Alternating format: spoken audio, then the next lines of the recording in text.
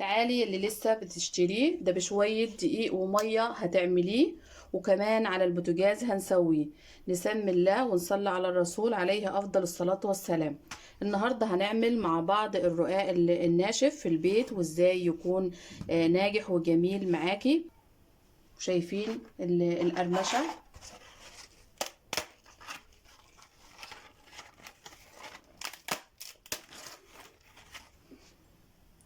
الرقاق بيتعجن بدقيق بس. انا معايا هنا حوالي 9 كوبايات من الدقيق. بنشيل منهم كوباية علشان نفرد بيها الرقاق. هيكون معايا 8 كوبايات، يعني حوالي كيلو من الدقيق. وهنا معانا المية اللي هنعجن بيها الرقاق، مية تكون دافية. لو في الشتاء تكون دافية، لو في الصيف تكون مية فترة من الحنفية. احنا مش بنضيف خميرة ولا اي حاجة للرقاق، بس علشان العجينة ترتاح معانا بسرعة. بس هنضيف البيكنج باودر علشان يخلي الرقاق معانا منفوخ وجميل، علشان في ناس بتحب الرقاق يكون قابب كده وجميل. هنضيف على كيلو الدقيق معلقتين من السكر، معلقة صغيرة من الملح،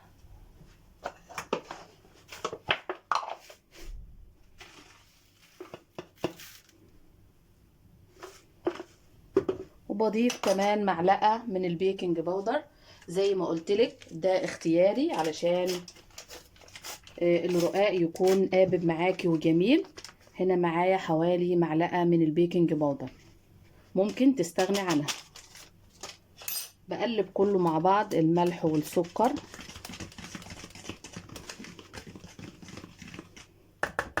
وبننزل بالمية بالتدريج لحد ما نوصل لقوام العجينة اللي هقولك عليها.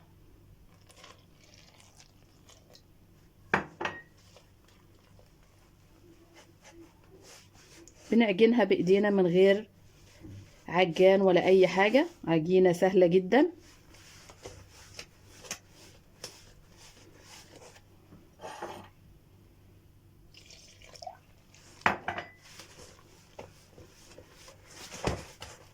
بنعجن لحد ما الدقيق يختفي تماما.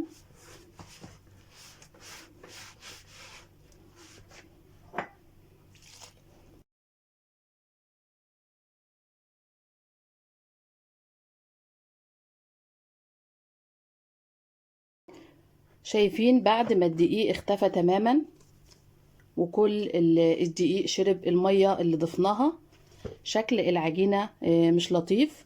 احنا هنسيبها ترتاح شوية وبعدين نرجع لها. لو هتعملي حاجة ممكن تعمليها وبعدين ترجعي للعجينة، وهنسيبها ترتاح شوية. بس هنغطيها بكيس علشان ما تعملش قشرة من فوق. شايفين العجينة بعد ما ارتاحت بقت ناعمة وجميلة. بنعجن فيها شوية كمان. طبعا العجينة اللي معانا طرية ومش بتلزق. شايفين عجينة طرية مش بتلزق في الايد. بنعجن فيها حبة كمان.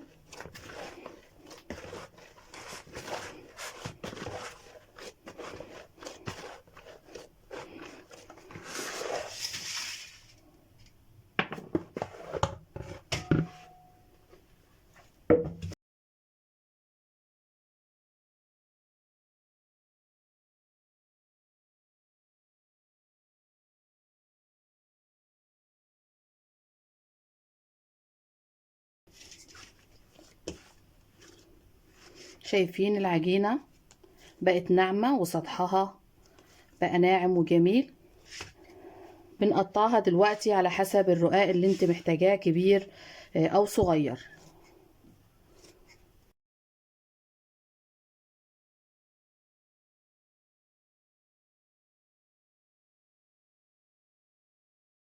هقطع العجينة اللي معايا كلها بنفس الطريقة، وهرش الصينية اللي معايا دقيق وهرصهم وهنسيبهم يرتاحوا شوية وبعدين هنفرد على طول.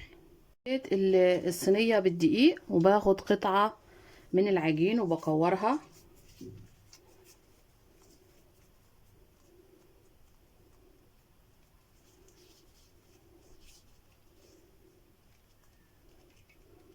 وبحطها على الصينية.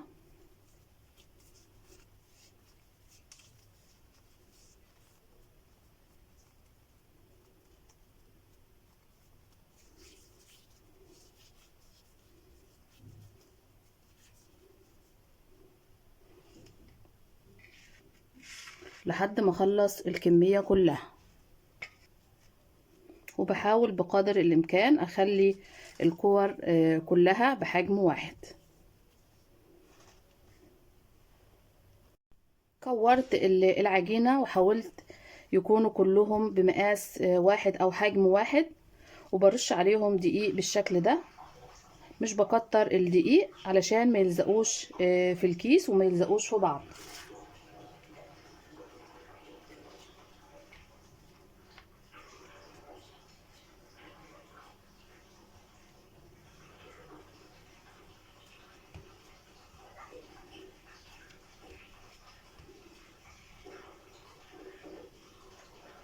بغطيهم كمان بكيس وبسيبهم يرتاحوا شوية، وبعدين بنفرد على طول.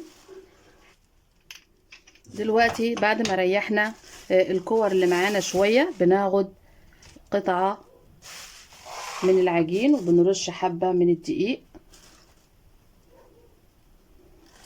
وبعدين بتفردي بأي طريقة تفضليها أو بأي طريقة تعرفيها. دي الكوباية الدقيق اللي شلناها. طبعا ممكن تحتاجي أكتر من كوباية في الفرد، بس بنحاول ما نكترش الدقيق علشان الرقاق ما يكونش مجير معاكي بعد التسوية.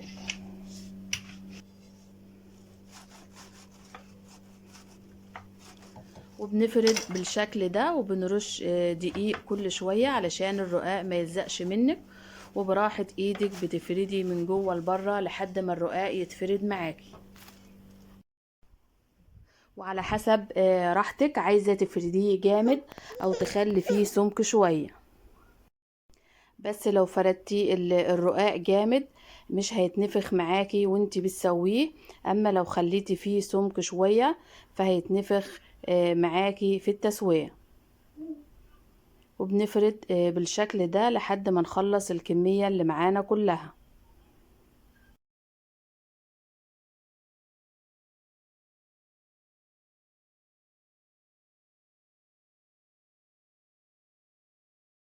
لو معاكي حد بيساعدك، حد بيفرد والتاني بيسوي الرقاق. اما لو هتشتغلي لوحدك بنفرد الرقاق كله ونحطه في قماشة ونغطيه، او نحطه على قماشة ونغطيه، وبعدين بنسويه. بلفها بالشكل ده، وبعدين بفردها على قماشة نظيفة، وبغطيها لحد ما نخلص الكمية كلها، وبعدين هنسويه على البوتاجاز. هفرد معاكم واحدة كمان.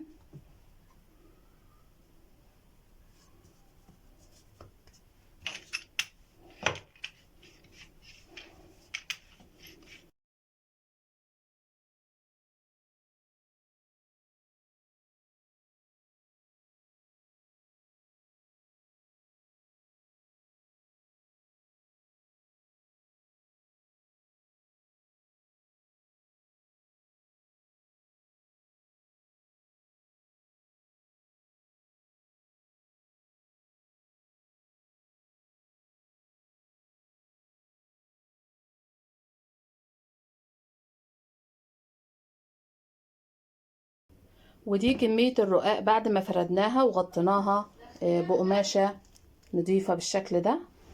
شايفين الرقاق اللي فردناه؟ بفرده وبغطيه بقماشة نضيفة. ممكن تسويه على البوتاجاز وممكن تسويه في الفرن، بس احنا عاملين كيلو فهنسويه على البوتاجاز. ولو عاملة كمية اكتر من كده ممكن تسويها في الفرن، هينجز معاكي بسرعة. بنلف الرقاق على العود اللي فردنا بيه، وبعدين بنفردها على الصينية على البوتاجاز اللي هنسوي فيها الرقاق. وبعد ما الرقاق يتشمع بنقلبه كل شوية بالشكل ده لحد ما يستوي. شايفين الرقاق بيقب معانا ويتنفخ علشان معلقة البيكنج باودر اللي ضفناها، مع ان فردة الرقاق جامد. بتسوي الرقاق بالطريقة دي لحد ما الرقاق اللي معاكي يخلص كله. ولو حابة تسويه في الفرن ليكوا حرية الاختيار، وكمان الفرن هتنشفه معاكي اكتر. وكل شوية بنمسح الدقيق الزيادة من الصينية.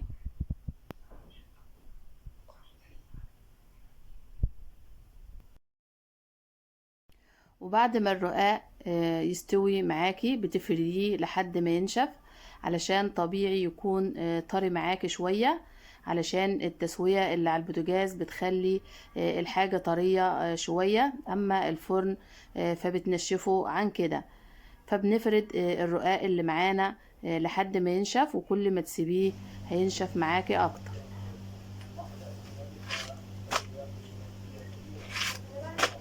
ودي كمية الرقاق اللي عملناها كلها من كيلو الدقيق.